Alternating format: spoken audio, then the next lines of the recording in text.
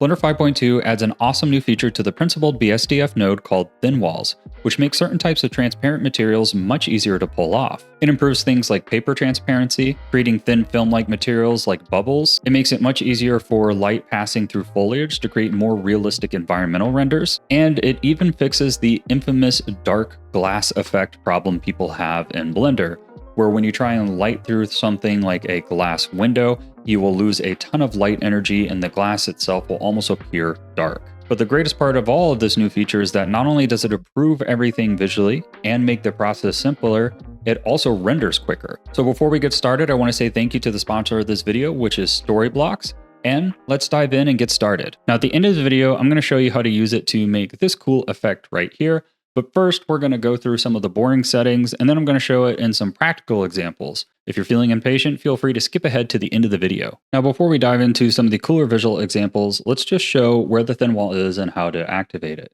I'm also going to give you an idea of how the settings work with it. So here we have a simple scene. We have a plane here with a sphere behind it and a sunlight pointing right at it. So if I turn this on into render mode, you can see that you can't see the light at all unless if I rotate around. So snapping back here into front view, if I wanted to make this object transparent, let's say, for example, add some subdivision surface, I would turn the weight all the way up to 1. However, you can see we're not seeing our object at all. And that's because Blender currently struggles with doing one-sided planes for any type of transmissive values. So the solution in the past was to come over here, add a solidify modifier, and suddenly it would start behaving normally. However, the problem with this is this gets a bit cumbersome to add solidify to everything. It also doubles your geometry count for any object you have this applied to.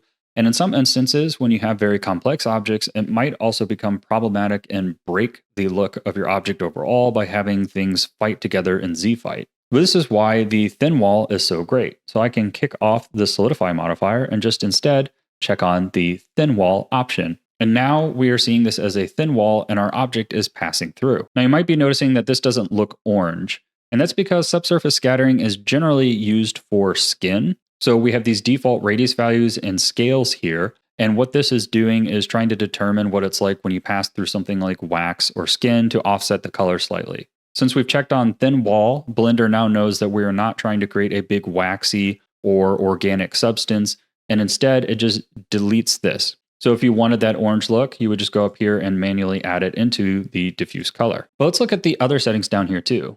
Down here, we have this setting here, which by default is set to 0. But if I set this all the way to -1, you'll notice that it disappears. And that's because it's determining what direction the thin wall is projecting from. So since we have a light coming from this side over here, it's trying to project from in here and not getting anything. So if I turn this all the way to 1, it would instead of splitting the difference, shift everything so that it detected all the light coming from this side. Now this is subsurface scattering, but this also works on transmissions as well, making it perfect for glass. So now that we understand how these settings work, let's go ahead and take a look at some various materials we could apply it to. Let's take a minute to talk about our sponsor, Storyblocks, which has been a really great resource to the channel. And what makes Storyblocks different is that it's a 100% human-made stock media library built specifically for creators by creators. It's all there to help you save time. For example, using these templates on this video for CTA, or my personal favorite, dragging in textures into Blender to use for grunge maps or for background images in fill. I also love that there's smoke and fire assets, which I can mix into my scene for an easy effect. And there's a lot of other great content on the site, such as sound effects and things, which I can use to mix into my videos and my animations. I also love that they have a good selection of things like aerial shots, which is really nice to mix into your edits for your short films to add a bit of a high budget look. There really is just a ton of variety and content on this site that's incredibly useful no matter what project you're working on. I also really appreciate how simple the licensing model is, making it super easy to know what you can and can't do with the files that you've downloaded. It's also nice knowing that everything you're downloading is supporting a real artist. It's also pre-licensed, meaning that you won't get flagged when you upload it to channels like YouTube for copyright flags. Now, if you're a creator and you'd like to get access to all this content, they're offering 15% off any annual plan for a limited time,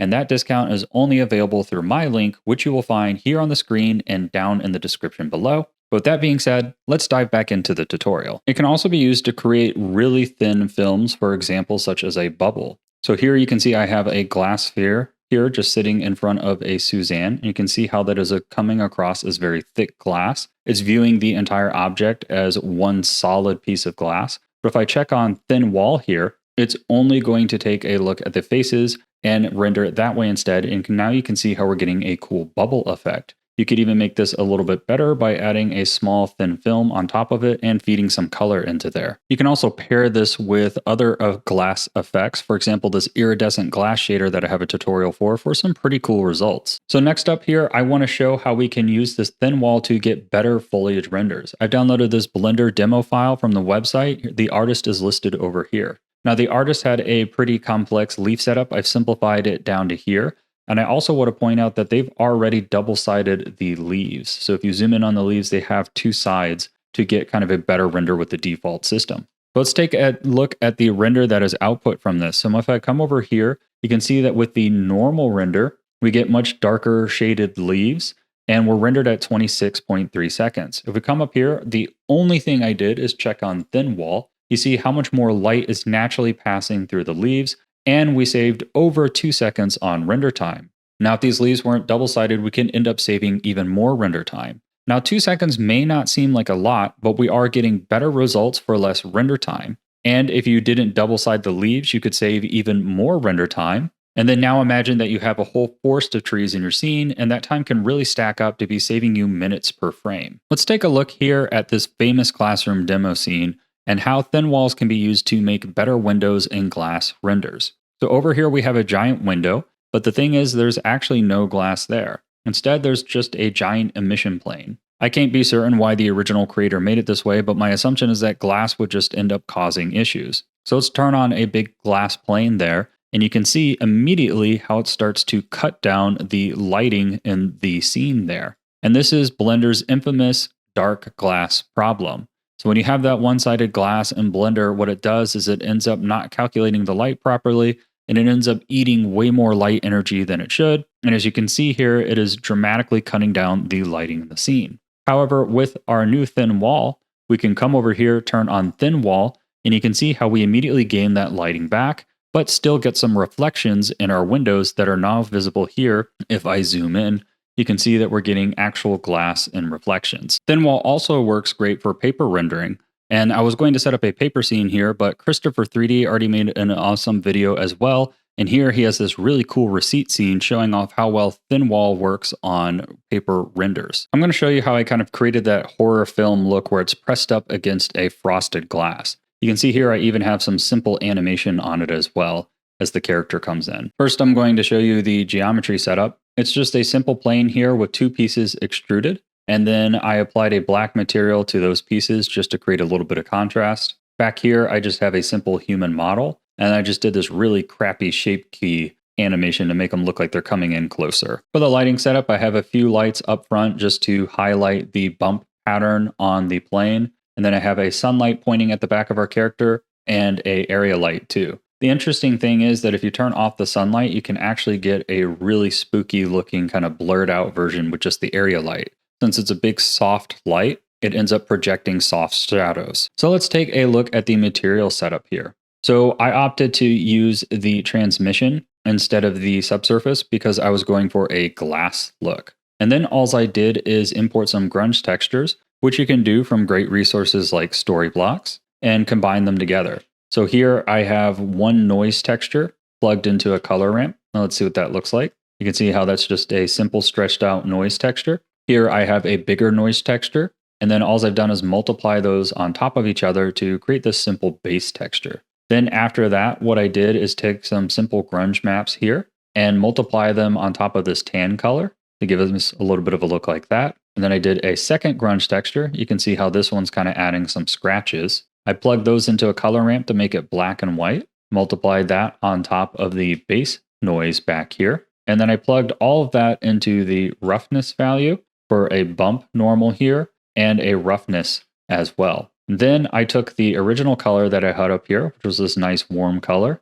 and plugged that into the base color. Combined, that gives me this kind of blurry, scratched out glass look. Then for my lights, I just went ahead and added a tiny bit of color into each of these. You can see that the back lights are actually a little bit warmer. And then for the front lights here, I tried to mix in some pale colors which ends up giving us a few splashes. So if I grab all 3 of these lights here and hide those, you can see how much they're bringing the scene to life by creating a little bit of bounce light on the bump map we have here and highlighting the roughness there. You can also see that by adding a little bit of pale color here at the top, we just get a little bit more visual interest. I'm really excited to see what the community creates with this thin wall material. Let me know what you think about the tutorial in the comments below. I will be putting this project file on my Patreon if you'd like to check it out.